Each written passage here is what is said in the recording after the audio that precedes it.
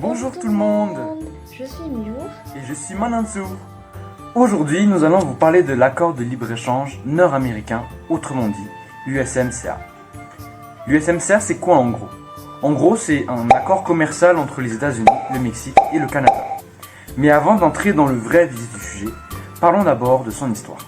En 1994 fut fondé l'accord de libre-échange nord-américain, l'ALENA, ou en anglais la NAFTA, qui était un accord commercial qui institua une zone de libre-échange entre les États-Unis, le Mexique et le Canada. Il visait à faciliter le libre-échange et l'investissement entre ces pays. Il a notamment éliminé à cette fin les droits de douane y faisant obstacle.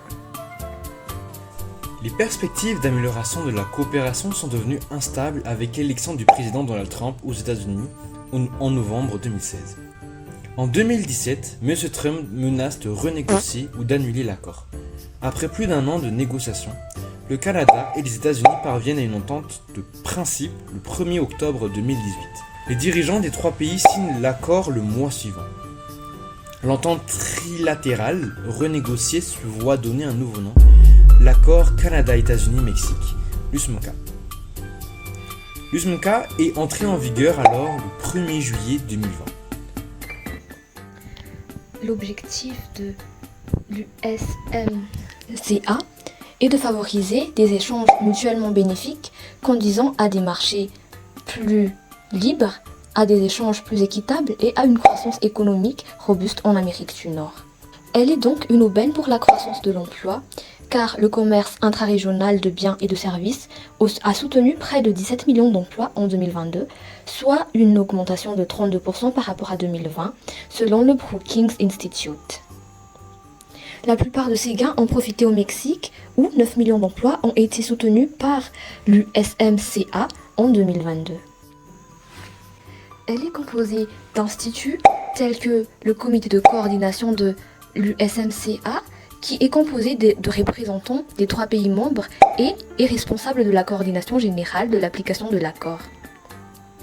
Ensuite, il y a le comité technique qui a plusieurs sous-branches et qui traite des domaines spécifiques tels que le commerce de services, la propriété intellectuelle, l'environnement et les normes de travail.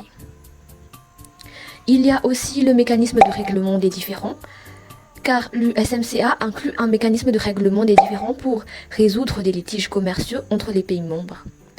Enfin, nous avons le comité de surveillance et de mise en œuvre qui est responsable de surveiller la mise en œuvre de l'accord et de s'assurer que les pays membres respectent leurs engagements respectifs. Quelles sont alors ses forces, ses faiblesses et ses enjeux? Au niveau des forces, on a les normes de travail. Il y a de meilleures protections, surtout au Mexique. Le commerce numérique, suppression des droits de douane avec un meilleur accès. Il y a également la propriété intellectuelle avec une meilleure protection contre la piraterie. Il y a aussi sur le plan de l'industrie automobile avec une meilleure production locale et les salaires plus élevés. Sur l'environnement, la protection pour l'air et les espèces.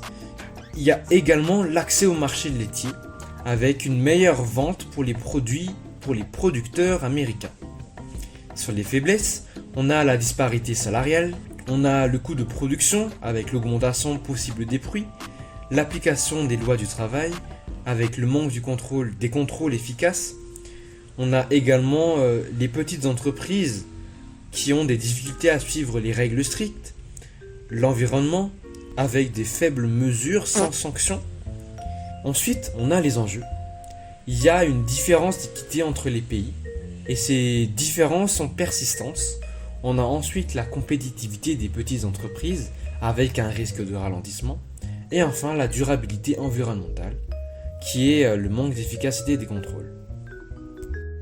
L'USMCA a également des implications importantes pour les relations commerciales et économiques de ses membres avec d'autres régions du monde. Il y a tout d'abord l'accès aux marchés mondiaux.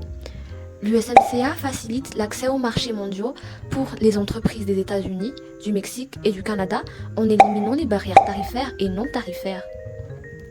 Elle a également une relation avec l'Union européenne qui aide à renforcer les relations commerciales entre le Canada et l'Union européenne, notamment avec l'accord de libre-échange Canada-UE, le CETA.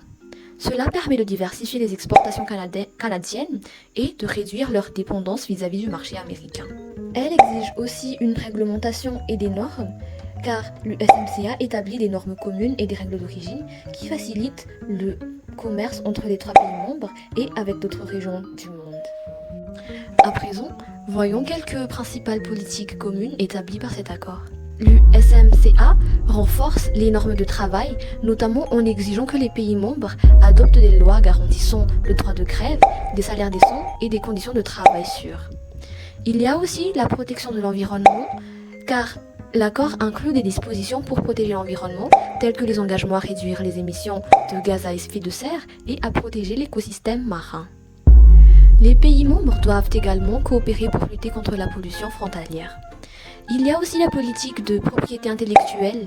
L'USMCA modernise les règles de propriété intellectuelle pour protéger les créations numériques, les brevets et les œuvres artistiques. Cela inclut des mesures pour lutter contre la contrefaçon et le piratage. Enfin, nous avons les règles d'origine pour les véhicules. L'USMCA établit des règles d'origine plus strictes pour les véhicules, exigeant que 75% des composants d'un véhicule soient fabriqués dans l'une des 3 nations pour bénéficier des avantages de l'accord. Pourquoi l'USMCA? On a spécialement choisi l'USMCA car, comme vous le savez, à la suite de l'élection du président américain, Donald Trump a pu remettre en question l'USMCA en surtaxant le Mexique et le Canada, surtout sur le plan de l'acier et de l'aluminium.